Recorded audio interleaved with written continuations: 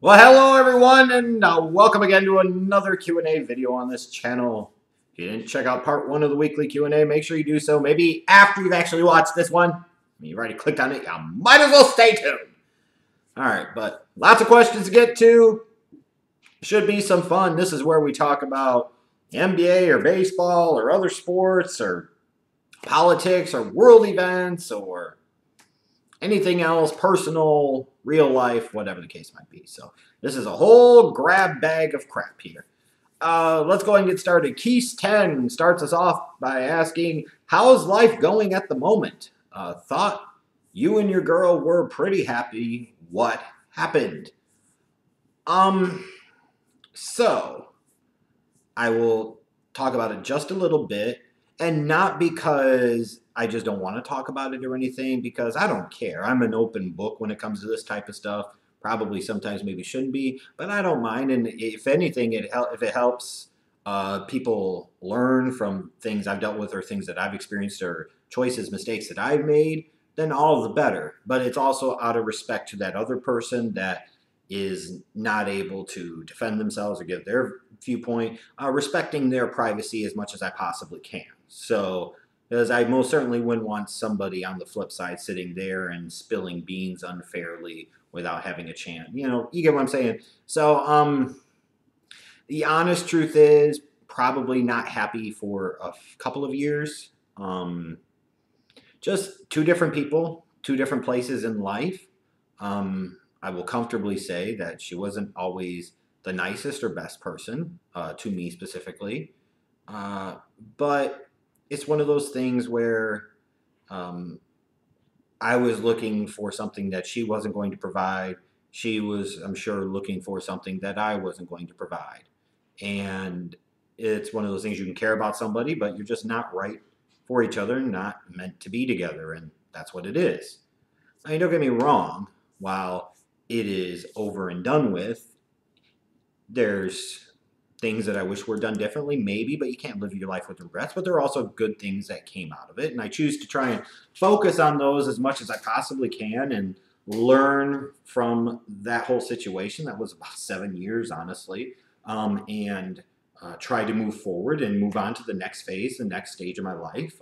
I don't wish any ill will on Ashley, certainly not. I will always care about her. But, good things happened because of my association and relationship with her. So I can't sit there, and I refuse to sit there and spend my life hating her just because we happen to not be together anymore. Doesn't mean we need to be together or, God forbid, ever actually get back together. No. Doesn't mean that at all in the least bit. Fuck that. That said, though, is just, it's not meant to be. It's not meant to be. And probably should have ended long before it actually did. I wish her nothing but the best. I still occasionally communicate with her. She still occasionally communicates with me. Who knows what the future holds? But she's moved to another city, and I wish her nothing but the best. And I want her to be able to find her happiness wherever she may find it. And that way, also, I can go on and I can find my happiness. So that's about all I can say about that, or choose to say about that. Because, again, I'm trying to respect her privacy because that wouldn't be fair to her. Vincent Los Penuso.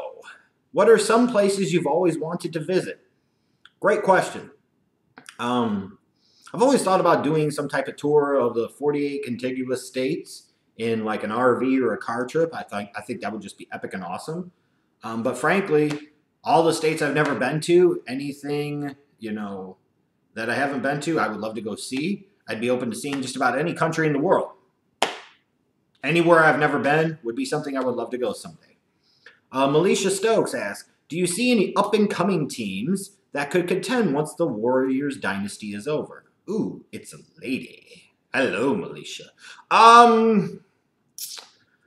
It is really hard to say because we don't know how long the Warriors dynasty is going to continue. Like, is this going to be kind of the swan song and Clay and or Draymond Green potentially leaving free agency next year?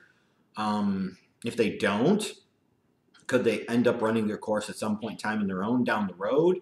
Then also in the way this league is built and teams are constructed, you can talk about young teams and youth and all this crap, but the end of the day, the NBA is very much a win now league, or you tank completely to try and get into win now mode.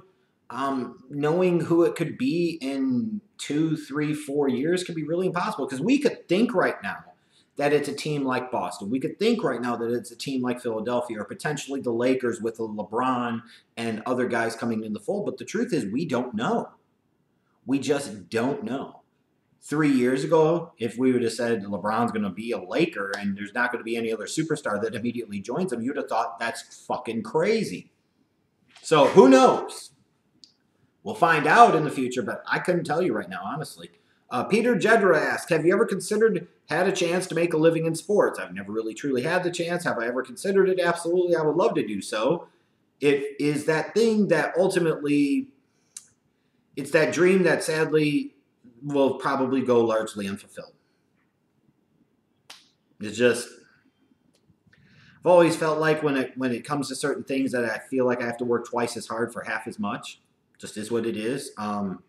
Not working is not my best trait necessarily. Kind of the way I present myself and conduct myself in terms of videos and social media probably isn't the best, but it's crazy because you have people that actually get paid a lot of money to do it that do and say far, far, far worse things than I could ever possibly imagine to. So to me, it's kind of ridiculous that it's that.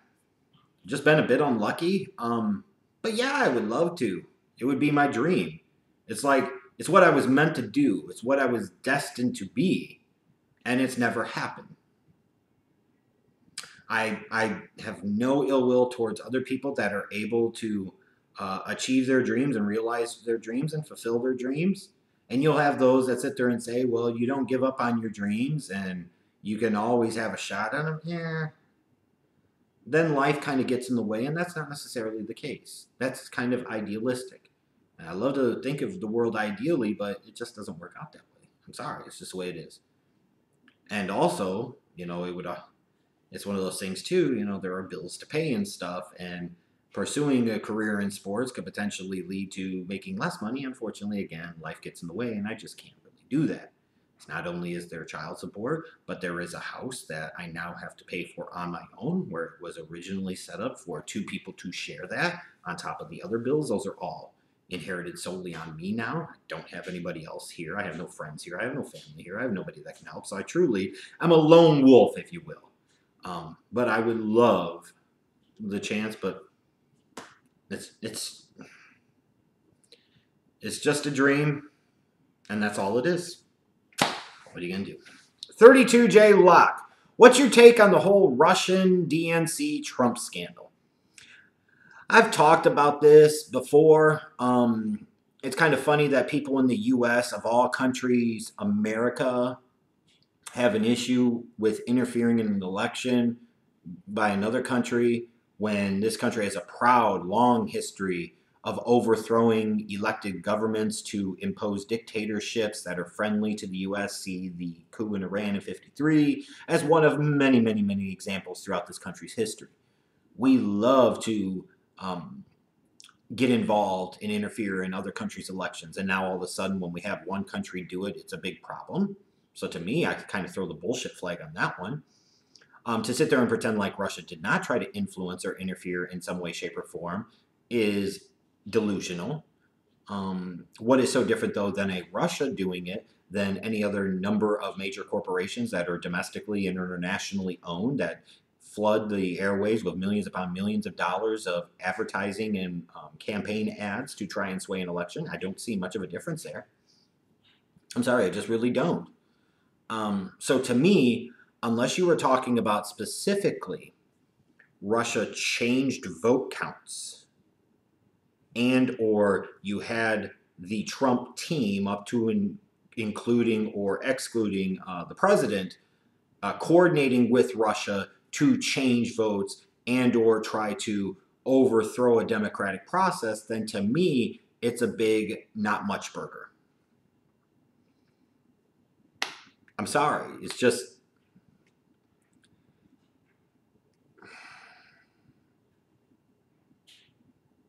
I just feel like it is a waste of time to focus so much energy on. There you go. Cody Martin, what do you think of Brett Kavanaugh? And that is Trump's nominee for the Supreme Court.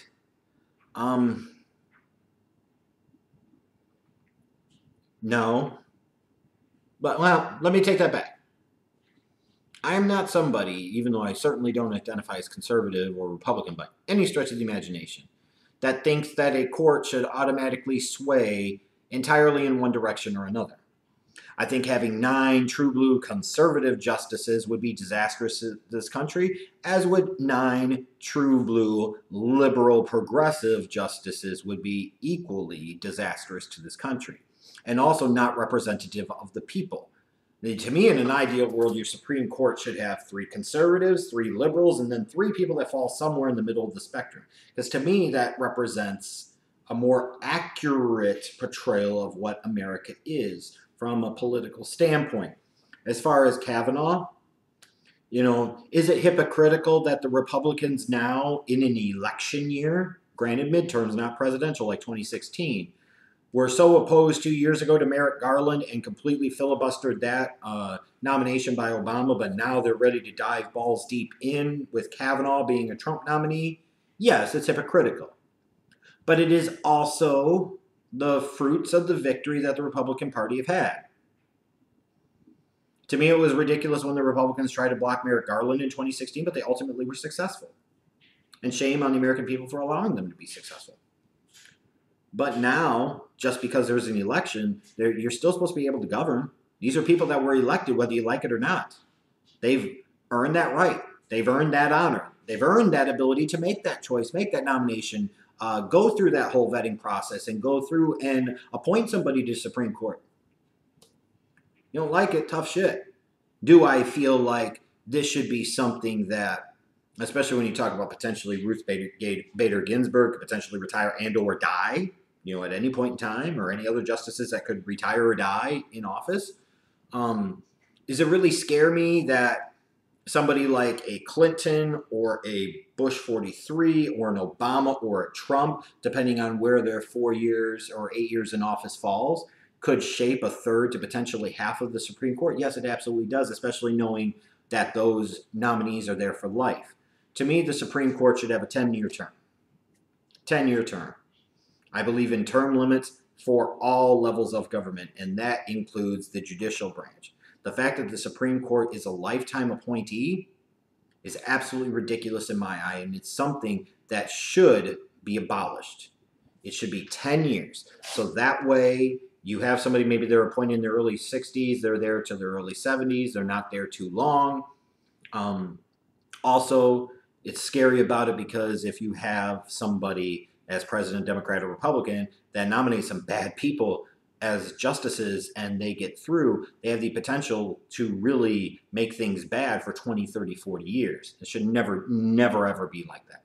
It should be a 10-year limit, so that way, like if Trump, when he nominates somebody like a Gorsuch, or in this case a Kavanaugh, and even if Trump ends up serving full 8 years as a presidency, at some point in time, these justices aren't good, or they don't do things as they should, then you don't have to sit there and wait 20, 30 years for them to retire. To me, that's ridiculous.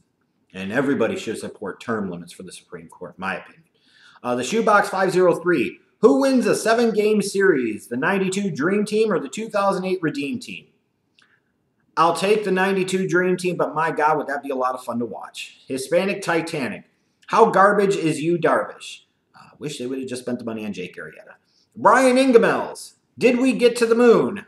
Conspiracy stuff. Yay. I like conspiracies. Yay. This one, boo. Sorry. That's not one I can get down with. We've been to the moon. Samaj Anderson. Thoughts on the rumors of Jabari Parker wanting to go to Chicago? Well, they're not just thoughts, it's reality. And I'll be doing a separate video about that, so stay tuned. SpongeBob Square Nuts. Nice name. Should the Clippers just move to Seattle already? Why the hell would they want to go to Seattle? You'd want to stay in the second biggest media market in the country and perhaps build your own damn arena. So that way you can truly establish your own identity and stop being the Lakers' tenants, which is what it frankly is. Seattle. Who the fuck would want to go to Seattle? Especially when you're in Los Angeles already. Trey Caldwell. Should the NBA do away with conferences and have just the best 16 teams in the playoffs? No. Should not fundamentally alter the entire structure of the league because the Eastern Conference can't get its shit together. Hell no. How about the Eastern Conference just get better? And it's like anything else. It runs in ebbs and flows. There was a long period of time during Jordan's career that the Eastern Conference was dominant and vastly superior. So maybe the Eastern Conference just needs to be better. They need to have better people in charge. They need to have better general managers, better scouts, better coaches, and ultimately get better players. That's how you fix it. Changing the structure is stupid. That's a cop-out way to fix the problem. Lorenz Grani, what lineup do the Celtics play if Gordon Hayward is healthy this upcoming season? You would assume it's going to be Kyrie at the 1 and probably Jaylen Brown at the 2, Hayward at the 3, Tatum at the 4, Horford at the 5. The one thing you could do to potentially change that is if you keep Marcus Smart, maybe you would play Marcus Smart at the 2 and you'd want to bring Jaylen Brown off the bench. But I feel like that is probably their lineup at this point. Ronnie Simmons, should the Milwaukee Brewers trade their farm for Machado? Are you talking about them keeping Machado long-term or just as a couple of months rental? And if you're the Brewers, do you really feel like Manny Machado can win you a World Series? If Manny Machado could be the difference maker, even if he's only there for a couple of months this year, and he can win you a World Series, then you make that deal 100 out of 100 times and you deal with the potential consequences or repercussions of the talent you give away. If you don't feel like he's that one true difference maker and you don't feel like you can win a World Series with him, then no, you don't make that deal, regardless of whether or not you could potentially keep him long-term or not. A Vols fan asks, how would you make the NBA more competitive? I wish we could do away with the one and done rule to the point where you either go straight out of high school or you have to stay 3 years. And the reason I say that is that now so often these teams are taking kids that come 1 year out of college and they're only 18, 19, maybe 20 years of age. So you could get a top 5 pick, a top 3 pick, the number 1 overall pick, and get a guy that you know is going to be the future, but your future could still be a couple years in front of you. Me personally, I would much rather have a situation where I could sit there and take a guy that's 21 to 22 years of age and they're truly NBA ready. There's not much development. They can come in and hit the ground running from day one and be a true difference maker. I feel like that would help the competitive balance a little bit because you could sit there and have teams that all of a sudden, hey, I got the number 1 overall pick. Hey, DeAndre Ayton, Phoenix, has played 3 years. He's this. You know he's going to be this. He's going to come in day 1 and average 20 and 10 a game. You know, that's a star. You're getting a star from day 1. Or, you know, Luka Doncic, if you're the Dallas Mavericks, is now 21, 22 years of age. And he was the best player internationally for Real Madrid Barcelona, whoever he's playing for. Sorry, I'm just drawing a blank right now. But he could be that dude, and he comes over, and he's a 20-point-per-game scorer. So often you're drafting these guys, and they're averaging 9, 10 points a game, and you're not getting out of that cycle. And it takes a couple of years to surround him with some other talent, and then by the time you do, this guy's already at the end of his rookie deal, and then they're going to super teams and all that other crap. To me, part of the thing you could potentially do to help make the NBA more competitive is get rid of the luxury tax and just fucking sit there and get rid of the salary cap. Potentially to a degree. Now, that's going to explode salaries. You're going to have some teams that go way, way, way over compared to everybody else. But that could be it. Part of it would be actually investing more in the G League. Like, you have 30 NBA teams and not every NBA team has a G League team. That's just ridiculous. You should probably have multiple levels of G League. There's lots of things they could do. Hot Rod, do you see Westbrook going to the Lakers as a free agent or via trade? Why the fuck would LeBron want to play with Russ? Hell no. And then TS Brick, top 5 Eastern Conference players with LeBron in LA.